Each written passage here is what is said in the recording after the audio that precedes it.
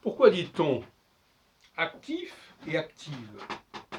C'est une erreur, ça fait partie des erreurs du français. Nous avons activité, qui est le nom, on passe à l'adjectif actif. Puis, on repasse à active, au féminin. Ça se fait en 3 temps.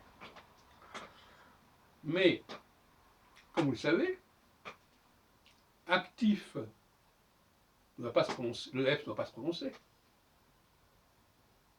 puisqu'il n'est pas suivi d'un E. Il est suivi d'un E que dans active.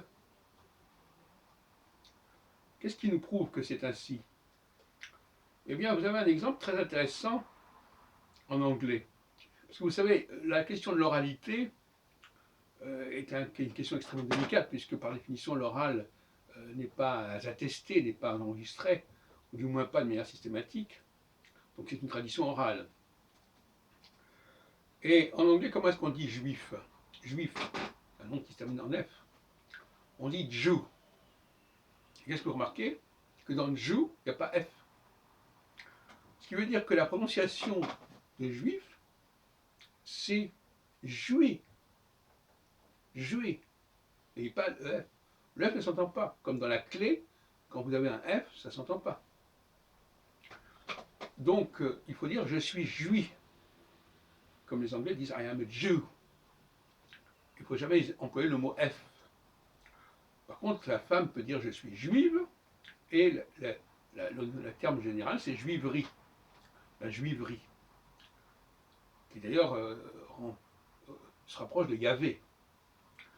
Donc ce F, qui est une sorte d'alternance avec le V, qu'on retrouve d'ailleurs en allemand très fréquemment, ou nombreux, le V en allemand se prononce peu, quand par exemple vous ne dites pas Volkswagen, vous dites Volkswagen en allemand. Et il y a des tas d'exemples comme ça. Voilà, donc comment on peut savoir comment se prononcer l'ancien français?